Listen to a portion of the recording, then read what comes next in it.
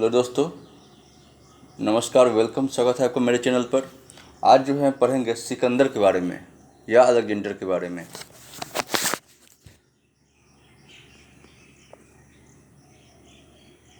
सिकंदर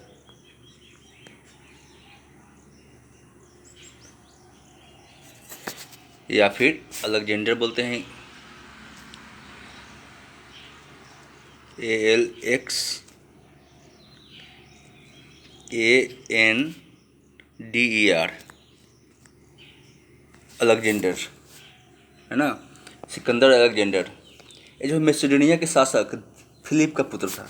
तो सिकंदर जो था मैसेडोनिया के जो शासक था,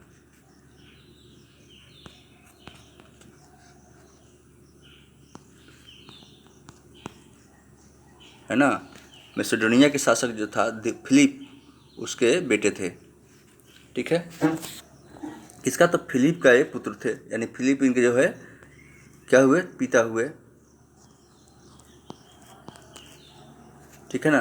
सिकंदर के पिता कौन? तो फिलिप। ये कहाँ के राजा थे? तो मैसेडोनिया। ठीक है ना। और सिकंदर जो है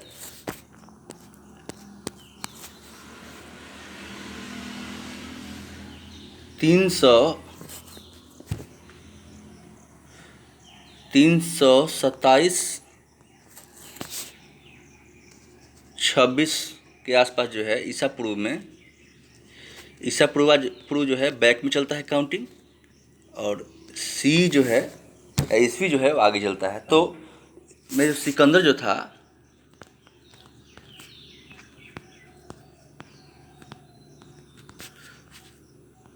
कौन सा दर्रा होकर? तो खैबर दर्रा होकर, है ना। खैबर दर्रे से होकर जो है ये भारत में प्रवेश किया, भारत में आक्रमण किया। दर्रे, है ना। खैबर दर्रे से होकर भारत में आक्रमण किया। अच्छा, दर्रा होता क्या है पहले तो समझ लिया कि 327-26 ईसा पूर्व में सिकंदर ने खैबर दर्रे होकर भारत पर आक्रमण किया। ठीक है। दर्रा क्या होता है हम लोग सारा समझ लेते हैं। दर्रा किसे कहते हैं? देखिए, तो ये जो दर्रा जो होता है, जैसे मान लीजिए ये माउंटेन है और ये भी माउंटेन है, इसके बीच में ये जो रास्ता है आने जाने के लिए, ये वाला रास्ता, इसको बोलेंगे क्या? तो इसको बोलेंगे दर्रा, है ना, या दर्रे बोलेंगे इसको। ठीक है ना। तो दो पहाड़ के बीच में जो रास्ता होता है, जो प्लेन होता है आने जाने के लिए रास्ता बीच में थोड़ा सा होता है, उसी को बोलते हैं दर्रे। ठीक है। तो खैबर दर्रा से होकर भारत पर आक्रमण किया। उससे पहले जो है सिकंदर ने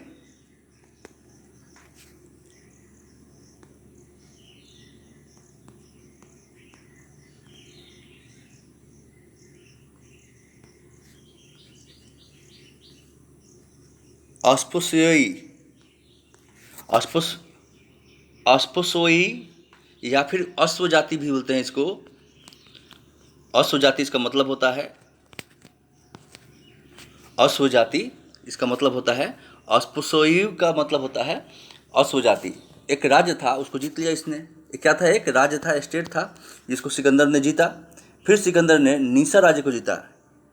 अश्व जाति की राज था, उसको जीतने के बाद किस जाति को जीता इसने? तो नीसा जाति का। नीसा मतलब ऐसे हिंदी में रात होता है ना। नीसा राज्य को जीता,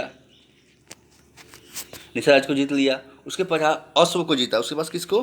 तो अश्वक राज्य को जीता। फिर सिकंदर राज्य, नीसा राज्य को तो ही जीता ही, उसके बाद अश्वक राज्य को जीता। तक्षशिला के शासक, किसके शासक? तो तक्षशिला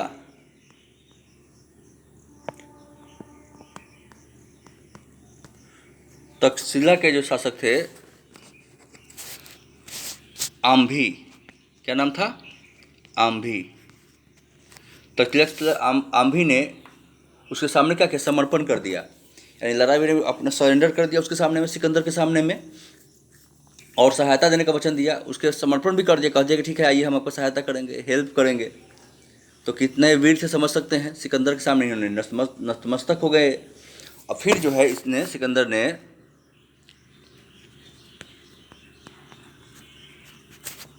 हिंदू कुश, हिंदू कुश के उत्तर में जो है, हिंदू कुश के उत्तर में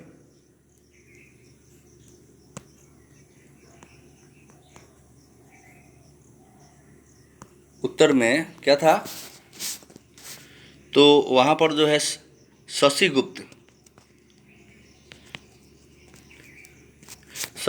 नामक जो है अन्य एक भारतीय जो नरेश थे, राजा थे, उन्होंने भी क्या किया, अधीनता स्वीकार कर ली और वे भी सहायता देने का वचन दिया। अब देखो कैसे कैसे सिकंदर जो है जीतता है। एक तो आम्भी ने उसका सामने सरेंडर कर दिया और सहायता देने का वचन दिया, फिर यहाँ पर शशिगुप्त भी वही काम किया। और अभिसार के शासक ने भी, उसके बाद कौन, तो अभिसार के शासक देख लीजिए, 3 देख रहे हैं। अभिसार के भी शासक जो था उसने भी अधीनता स्वीकार कर ली और उसको सहायता देने का वचन दिया। फिर आया पोरस की बारी। किसकी बारी आया, पोरस की, जो यहाँ सामना होता है। फिर किसकी बारी आई, पोरस की, ठीक है ना। पोरस से उसकी मुठभेड़ हुई। कब हुई मुठभेड़, कब हुई, मुठभेड़ कब होती है भाई, तो मुठभेड़ जो है दोनों के बीच में वो होती है 326 ईसा पूर्व, ठीक है ना। मुठभेड़ कब होती है, तो सिकंदर और पोरस का 326 ईसा पूर्व, 26 ईसा पूर्व जो है सिकंदर और पोरस की लड़ाई होती है। और पोरस, इसमें क्या होता है, पोरस हार जाता है, पोरस की यहाँ पर हार हो जाती है, यानी डिफीट किया जाता है। जो है पोरस जो है डिफीटेड बाय द सिकंदर या अलेक्जेंडर, ओके। और यहाँ पर हार हो गई। अच्छा, यह युद्ध जो है, यह युद्ध कहाँ हुआ था, यह युद्ध जो हुआ था वो हुआ था झेलम,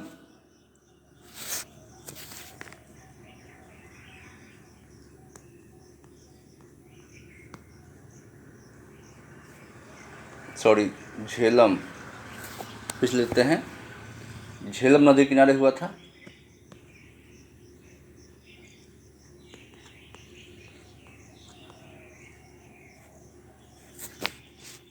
झेलम को ही हाइडेस्पीज, झेलम नदी किनारे झेलम या फिर हाइडेस्पीज के भी युद्ध बोलते हैं इसको।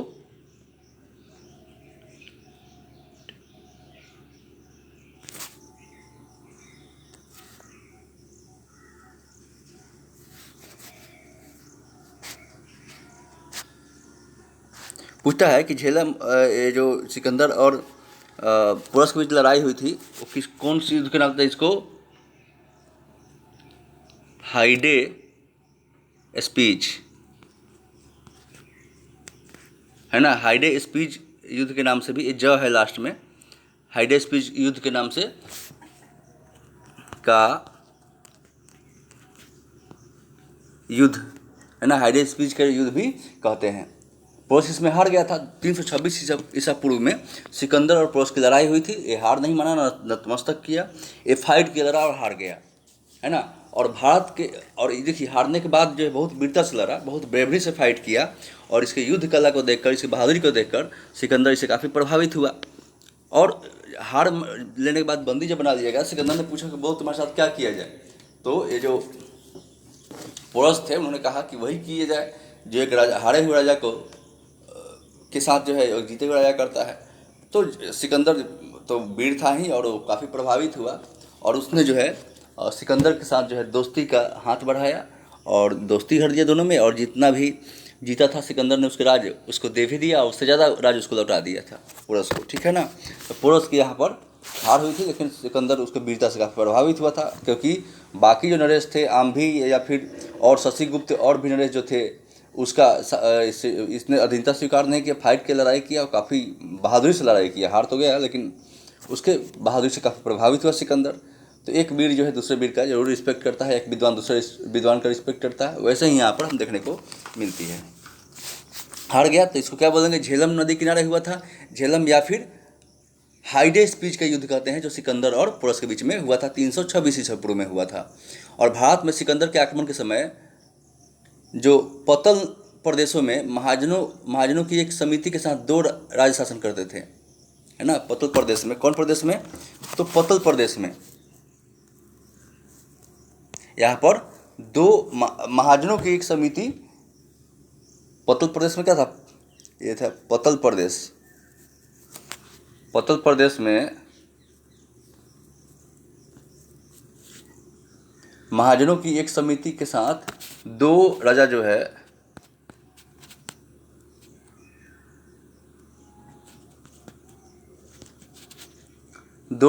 शासन करते थे, है ना। दो राजा शासन करते थे। और भारत की सफलता के लिए अनेक जो है कारण उत्तरदायी है। जैसे कि हम देखें, भारत में केंद्रीय सत्ता का नहीं होना, मतलब सेंट्रलाइज कोई सत्ता पावर में नहीं था उस समय, एक पावरफुल उस समय सेंट्रलाइज नहीं थे, या केंद्रीय सत्ता का अभाव था उस समय। सिकंदर के कुशल और प्रशिक्षित सेना, सिकंदर के पास जो है कुशल सेना थी और प्रशिक्षित मैन ट्रेंड। और भारतीय नरेशों में उस समय क्या था कि इनके सेना उतने कुशल नहीं होते थे, और दूसरे कि ये लोग सामंत जो होते थे, दूसरे युद्ध के समय सेना को इकट्ठा किया जाता था युद्ध लड़ने के लिए, कि चलो वो युद्ध लड़े के बाद, है ना, चलिए युद्ध लड़ना है, अब युद्ध लड़ा जाए। ये नहीं कि उसमें ट्रेंड ज़्यादा कुशल स्किल्ड जो कहते हैं प्रशिक्षण वाले, जैसे आर्मी को दिया जाता है उस तरह नहीं था, लेकिन सिकंदर के पास कुशल ट्रेंड और प्रशिक्षित जो है सेना थी, और भारतीय राजाओं से उसे सहयोग मिला।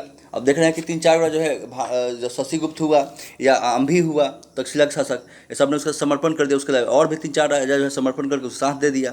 सिर्फ पोरस लड़ा, अगर सारे लड़ते तो कहीं ना कहीं उसका भी, मान लीजिए हार जाता, लेकिन उसका भी तो क्षति होता ना सिकंदर का, उसकी भी सेना घायल होती, मारी जाती, तो उसकी शक्ति कमज़ोर होती, या उसको डर लगता कि सबसे हमको लड़ना पड़ेगा, तो उसका बढ़ गया ना उम्मीद कि आगे हम बढ़ते जा रहे हैं, हमको सफलता मिलती जा रही है। तो यही सब चीज़ थी सिकंदर के साथ में, इसलिए वो जीत गया, यहाँ के राजा को उसको सहयोग मिला, है ना। और उसमें एक बेहतर जो प्रशासकीय गुण भी था।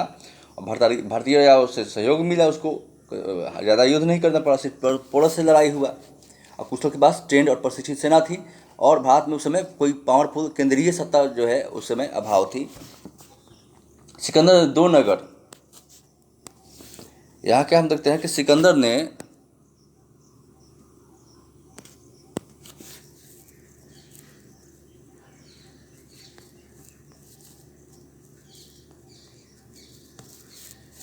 सिकंदर ने 2 नगर बसाए।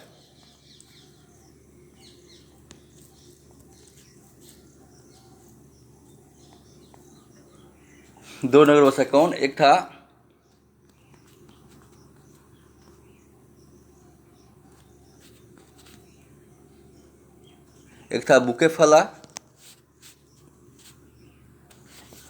बुकेफला, दूसरा क्या था, निकाइया।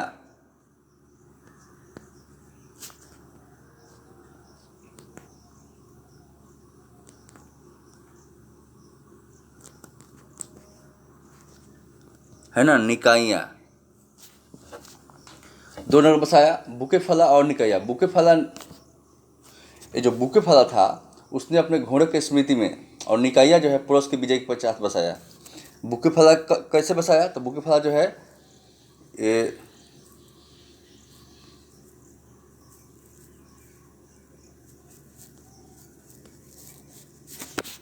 बुकेफला को जो है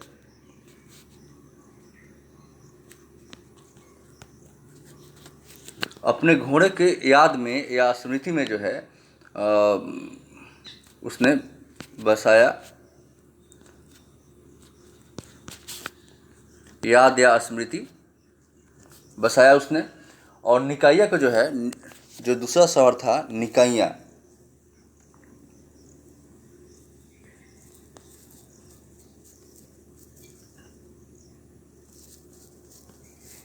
ये जो है पोरस के विजय के याद में,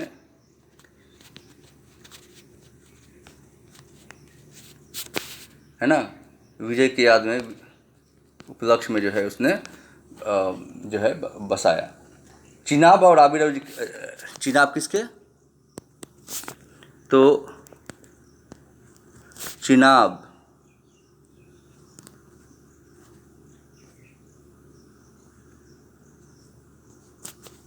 और रावी। चिनाब और रावी नदी है, चिनाब और रावी के बीच के उसने जो है, चिनाब और रावी नदी के बीच में जो है उसने एक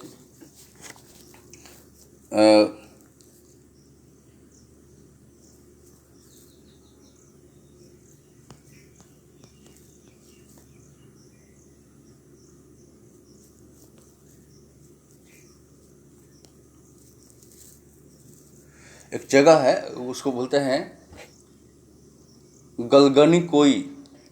चिनाब और रावी के बीच उसने गलगनी कोई तथा छोटे पोरस के राज्य जीता, है ना, छोटे पोरस के राज्य को भी जीता।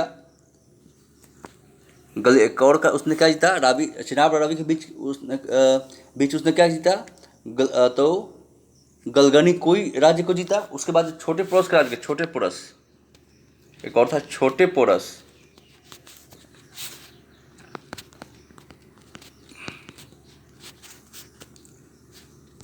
छोटे पोरस के राज्य को भी उसने जीता।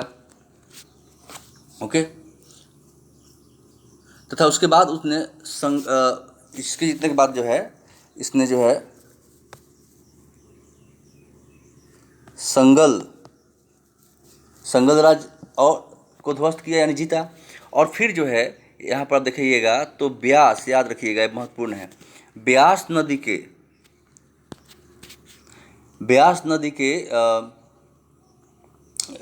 किनारे जो है,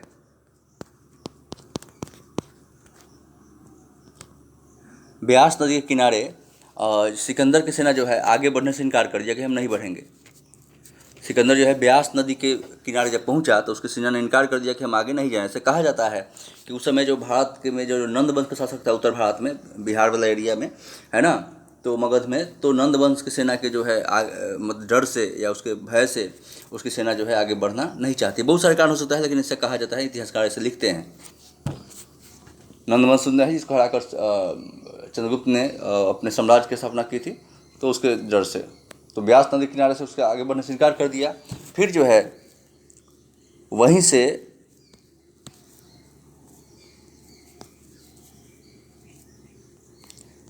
जो है 325 ईसा पूर्व में सिकंदर जो है वापस चला गया।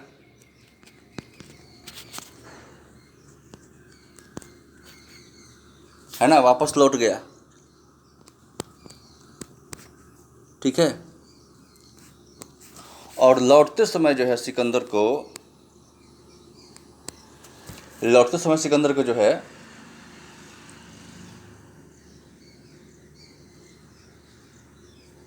क्या किया, तो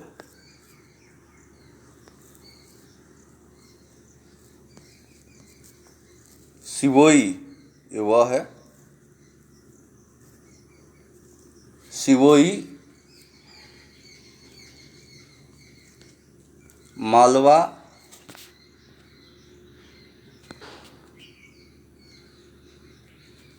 क्षुद्रक, कंठ,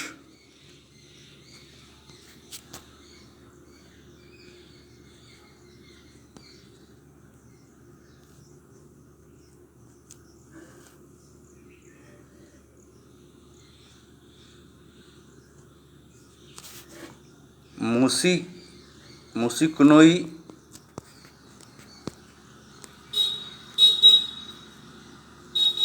है ना, मुसिकनोई, अस्कनोई, दूसरा क्या था, तो अस्कनोई,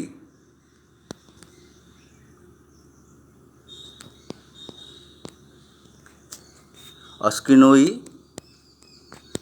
इस सब राज्य को उसने जीता लौटते समय। तो क्या था, तो दूसरा पहला है सिवोई, मालवा, क्षुद्रक, कंठ, मुस्किनोई और अस्किनोई, ये राज्य को उसने जाते समय जीता। अस्किनोई के नरेश पराजित होने के बाद उसकी रानी ने सिकंदर के विरुद्ध युद्ध किया। ये भी याद रखिए, बहुत ही महत्वपूर्ण है। जो अस्किनोई था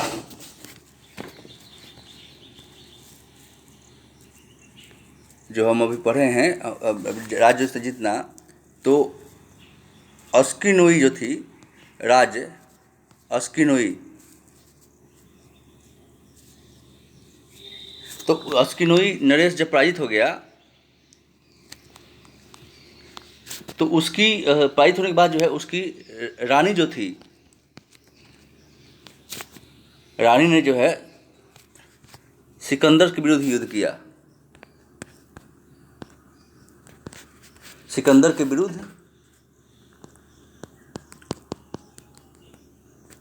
है ना, सिकंदर के विरुद्ध क्या किया, तो युद्ध किया उसने। या अस्किनोई जब राजा पराजित हो गया, हार गया, उसके बाद उसकी रानी ने जो है सिकंदर के साथ क्या की, तो युद्ध की। समझिए उस समय वो महिला कितना वीर रही होगी।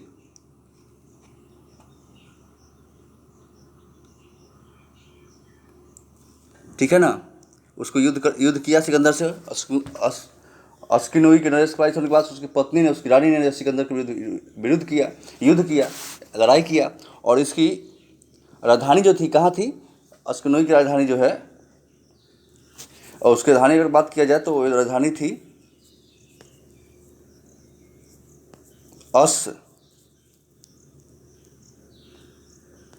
अस्केनोस। राजधानी क्या थी, अस्केनोस।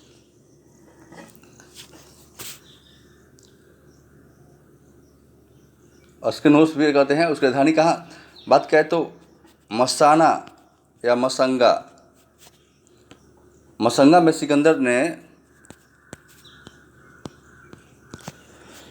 ने क्या किया, तो 7,000 लोगों को घेर लिया। उसकी राजधानी जो थी अस्किनोई राज्य की, वहाँ पर 7,000 लोगों को उसने घेर लिया। और दिन में सबको माफ़ी दे दी, तथा रात में सिकंदर ने सबकी हत्या कर दी। दिन में कहा कि माफ़ करते हैं, और फिर रात में जो है सिकंदर ने उसमें से सबकी हत्या कर दी। ये सबकी उसने हत्या कर दी। दिन में कहा कि माफ़ करते हैं, लेकिन रात में उसने सभी की हत्या कर दी। तो क्रूर तो था ही सिकंदर, और इससे पता चलता है। फिर जो है उसने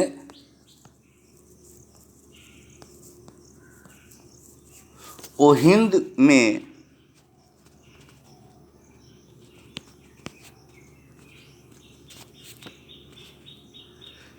सिंध नदी जो है, सिंध नदी पर एक पुल का निर्माण किया। क्या किया, एक पुल का निर्माण किया, याद रखिएगा। जब हत्या कर दिया, उसके बाद जो है ओहिंद में सिंध नदी पर सिकंदर ने एक पुल का निर्माण करवाया, और मालवा के साथ लड़ते हुए सिकंदर घायल हो गया। किसके साथ, तो जब मालवा के साथ युद्ध लड़ रहा था,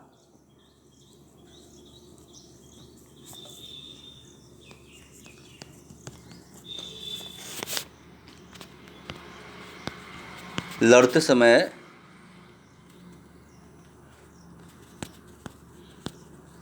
क्या हुआ, सिकंदर जो है घायल हो गया।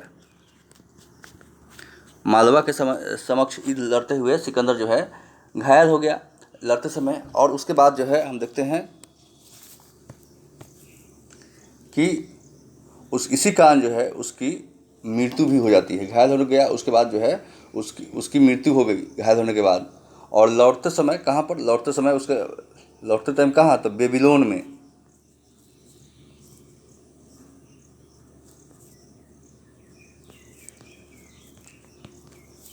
है ना, बेबीलोन में जो है, बेबीलोन में जो है उसकी, किसकी, तो सिकंदर की मृत्यु हो गई, है ना। बेबीलोन में उसकी मृत्यु हो गई। कब, तो 323 ईसा पूर्व में सिकंदर की मृत्यु हो गई। कहाँ, तो बेबीलोन में। ठीक है ना, तो बेबीलोन में लड़ते हुए सिकंदर की मृत्यु हो गई। किसके साथ लौटते समय, किसके साथ, तो मालवा के साथ लड़ते हुए इस घायल हो गया। जब लौट रहा था तो मालवा के साथ युद्ध हुआ इसका।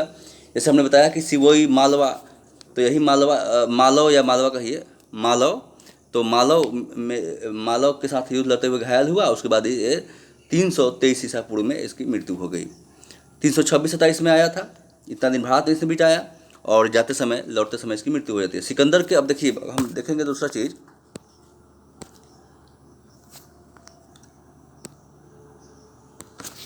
कि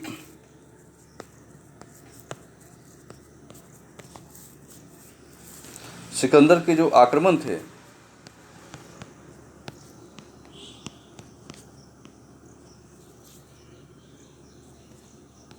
आक्रमण का प्रभाव क्या पड़ा, an इफेक्ट क्या, what was the effect of the Sikandar invent.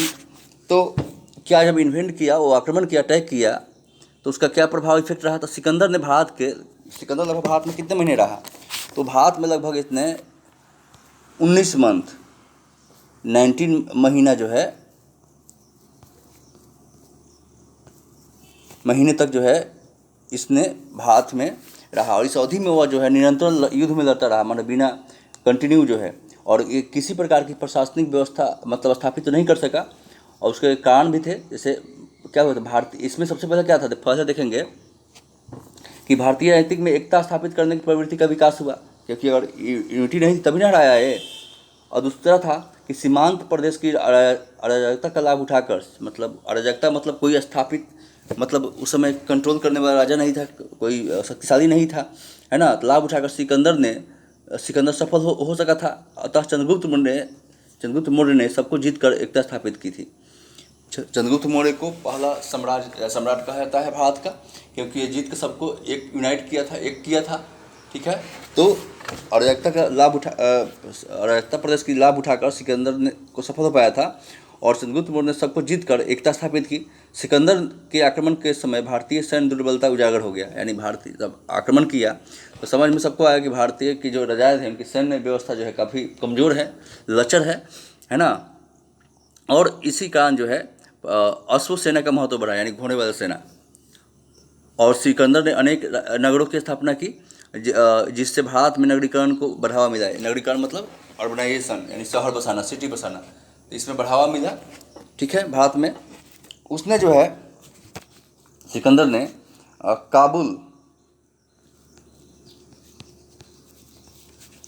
Kabul में जो है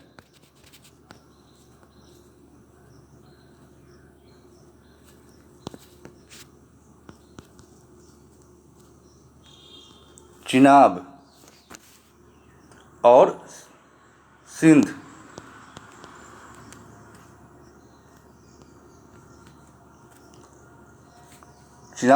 के संगम पर, यानी मिलन स्थान पर, संगम पर सिकंदरिया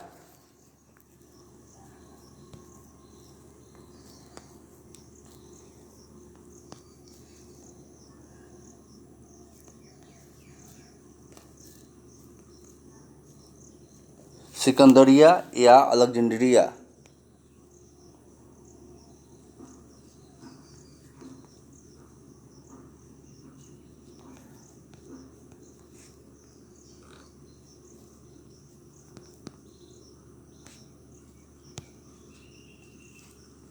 सिकंदर ने जो है चिनाब या सिंधु नदी के संगम पर सिकंदरिया या अलेक्जेंड्रिया नगर की स्थापना की। जिस स्थान पर सिकंदर और पुरस की युद्ध हुआ था वह जो है निकाइया नामक नगर बसाया। जहाँ सिकंदर और पुरस का युद्ध हुआ था वहाँ पर कौन सा नगर बसाया, तो निकाइया,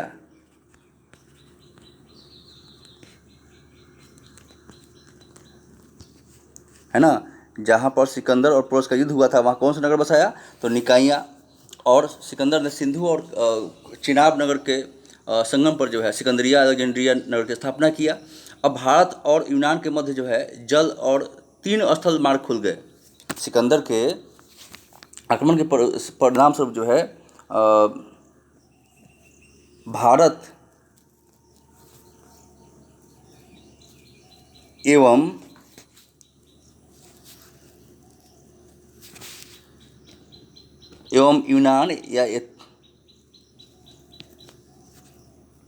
यूनान एथेंस जो बोले, ग्रीक बोले, मध्य जो है एक जल मार्ग और एवं 3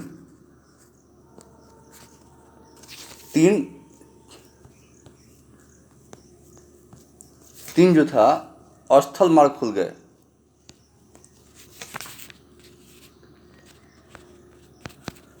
स्थल मार्ग खुल गया, सिकंदर के आने के परिणाम स्वरूप भारत और यूनान के बीच में एक जल मार्ग और 3 जो है स्थल मार्ग जो है खुल गया। इस प्रकार व्यापारिक और सांस्कृतिक आदान प्रदान संभव हुआ, यानी व्यापार और सांस्कृतिक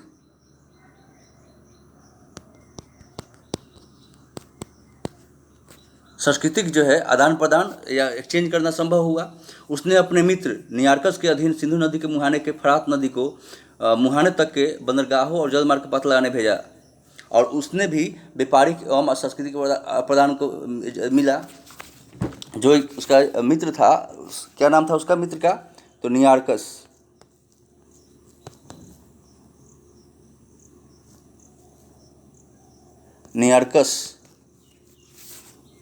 ये मिस्टेक हो गया है, ये नहीं है, तो नियार्कस जो आया तो इसने भी मतलब क्या किया, नियार्कस आने के बाद सिंधु और नियार्कस का जो सिंधु नदी के मुहाने तक, सिंधु नदी के मुहाने तक, ऐसे कर देते हैं मुहाने तक, है ना, उसके पास में जो है फरात, दल्ला और फरात सुने होंगे आप, तो फरात नदी के मुहाने तक, फरात नदी के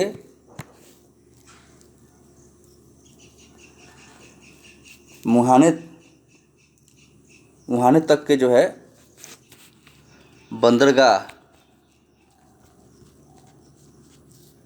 बंदरगाह और जल मार्ग जो है, बंदरगाह और जल मार्ग का जो है पता लगाने भेजा। उसने व्यापारिक एवं सांस्कृतिक आदान प्रदान को बढ़ावा मिला। सिकंदर के आक्रमण के पूर्व जो है भारतीय इतिहास का तिथि क्रम निश्चित नहीं था।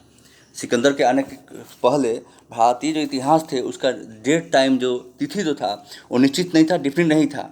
लेकिन किंतु उसके बाद क्या हुआ, तो 326 ईसा पूर्व के बाद जो है भारतीय इतिहास जो है क्रमबद्ध तरीके से, है ना, भारतीय इतिहास जो है क्रमबद्ध तरीके से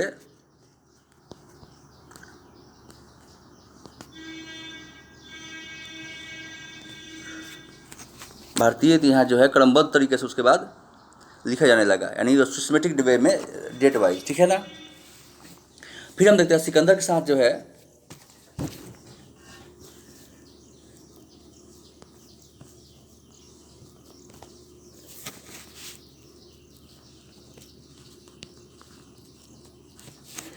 कौन कौन आया, तो नियार्कस, जो अभी हम लोग बात किए हैं, नियार्कस, फिर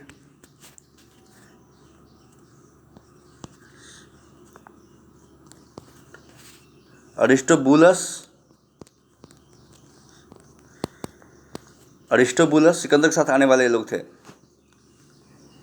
एवं अरिस्टोबुलस के बाद कौन है, तो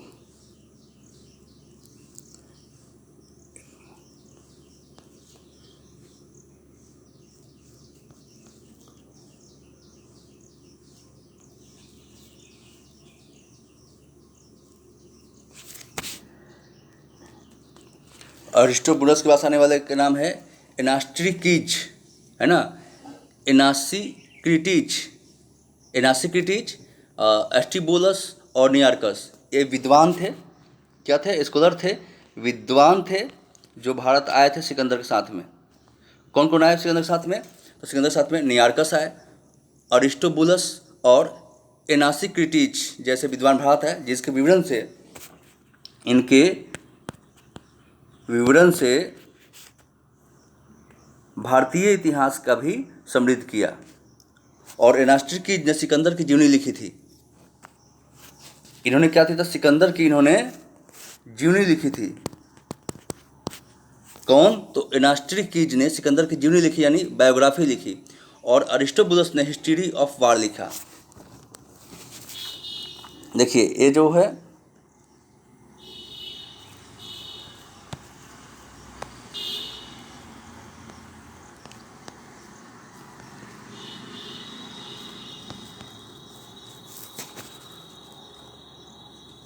अरिस्टोबुलस ने जो है क्या लिखा, इन्होंने लिखा हिस्ट्री ऑफ वार, यानी हिस्ट्री ऑफ वार इन्होंने लिखा अरिस्टोबुलस ने। और एनासिक्रिटीज ने सिकंदर की जीवनी लिखी, यानी बायोग्राफी। एनासिक्रिटीज ने क्या लिखा, सिकंदर की जीवनी, और अरिस्टोबुलस ने हिस्ट्री ऑफ वार लिखी। ठीक है दोस्तों, तो सिकंदर के बारे में जानकारी आपको हमने दी, जो हमको पता था, जानते थे, और जो हमने कोशिश की। और बाकी जो है आप चैनल को अच्छा लगे तो चैनल को लाइक सब्सक्राइब कीजिए, कराइए भी, आपकी सपोर्ट की ज़रूरत है हमको। ठीक है, तो सिकंदर के बारे में फिर से बताते हैं आपको। सिकंदर या अलेक्जेंडर उसको कहते हैं। ये जो मैसेडोनिया के शासक फिलिप के जो पुत्र थे, और 327 यानी 326 से 27 ईसा पूर्व में यानी बीसी में सिकंदर ने खैबर दरे होकर भारत पर आक्रमण किया। और इससे सबसे पहले अस्पोसियोई या असो जाति नामक राज्य को जीता। फिर इसने सिकंदर ने निसा राज्य को जीता, उसके बाद अस्वक को भी जीता, और तक्षशिला के शासक अंभी ने उसके सामने समर्पण कर लिया और सहायता देने का वचन दिया। उसके बाद हिंदू कुश के उत्तर में शशिगुप्त नामक भारतीय राज ने भी उसके साथ, और नरेशों ने भी स्वीकार कर ली उसका अधीनता, उसके साथ समक्ष सरेंडर किया और सहायता देने का वचन दिया। सिर्फ से पोरस से इसकी लड़ाई होती है। पोरस की मुठभेड़ जो है 326 ईसा पूर्व में होती है, और पोरस की हार हुई। इस युद्ध को झेलम या फिर हाइडेस्पीज का युद्ध कहते हैं। सिकंदर और पोरस के बीच में जो युद्ध हुआ, वो जो उसको हाइडेस्पीज या झेलम का युद्ध भी हैं। भारत में सिकंदर के आक्रमण के समय पतल प्रदेश में महाजनों की एक समिति के साथ भी 2 राजा शासन करते थे। और भारत में सिकंदर की सफलता के लिए अनेक कारण उत्तरदायी थे, जैसे कि भारत में कोई केंद्रीकृत सत्ता का अभाव नहीं था, और सिकंदर के कुशल और उसके पास जो है कुशल प्रशिक्षित ट्रेंड जो है स्किल्ड सेना थी। भारतीय राजाओं ने उसे सहयोग भी किया, और उसमें एक बेहतर प्रशासकीय गुण होना था। इससे सिकंदर की जीत सुनिश्चित हुई। और जो है सिकंदर ने 2 नगर बसाया, है ना, बुकेफला जो अपने घोड़े के याद में उसने बसाया था, और निकाया जो है वो पोरस के विजय के उपलक्ष्य में उसने बताया। तो उसने बताया, यहाँ पर शहर की बात हो, नगर बसाया उसने, बुफेला, है ना, बुकेफला और निकाया। और चिनाब और रावी नदी के बीच में जो है उसने गलगनिकोई और छोटे पोरस के राज्य को भी जीता। गलगनिकोई और छोटे पोरस के राज्य को जीता कहाँ, चिनाब और रावी के संगम पर।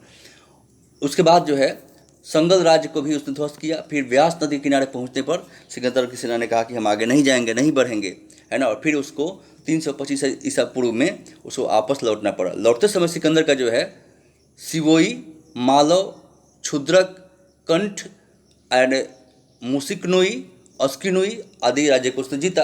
अस्किनोई नरेश के पराजित होने के बाद उसकी जो पत्नी थी, रानी जो थी, वो सिकंदर के विरुद्ध युद्ध किया, लड़ाई किया। फिर सिकंदर ने जो है राजधानी मसागा में सिकंदर ने 7,000 लोगों को घेर लिया। उस दिन में तो माफ़ी दे दिया, लेकिन रात में 7,000 को जो है उसने हत्या करवा दी, मरवा दी।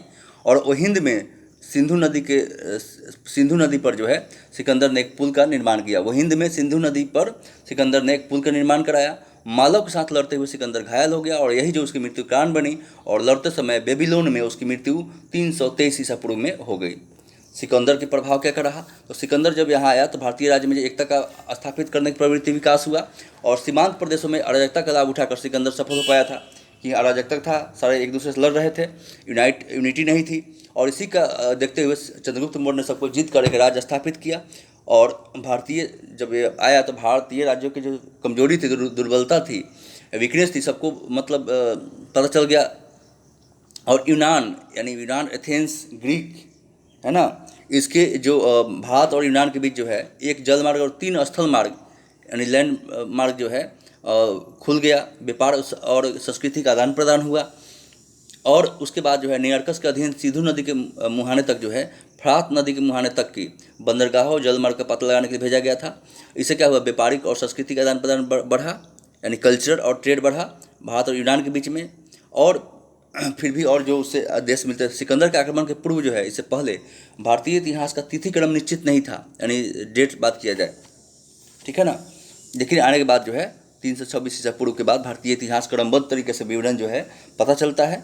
और फिर इसके सिकंदर के साथ आने वाले विद्वान कौन कौन थे, तो नियार्कस, अरिस्टोबुलस और एनासिट्रीज, क्या नाम है, एनासिक्रीज, है ना, एनासिक्रिटीज, नास्टिक्रिटीज जो है विद्वान भ्राता है जिसके विवरण से भारतीय इतिहास को और भी समृद्ध किया। और नास्टिक्रिटीज ने सिकंदर की जीवनी लिखी और अस्टिबोस ने हिस्ट्री ऑफ वार लिखी। धन्यवाद दोस्तों देखने के लिए। लाइक सब्सक्राइब करना नहीं भूलिएगा, और नए होंगे तो अच्छा लगे तो आगे बढ़ाइए, शेयर कीजिए। बाय ऑल ऑफ यू, मिलते हैं नेक्स्ट वीडियो में। जिंदगी की तलाश में हम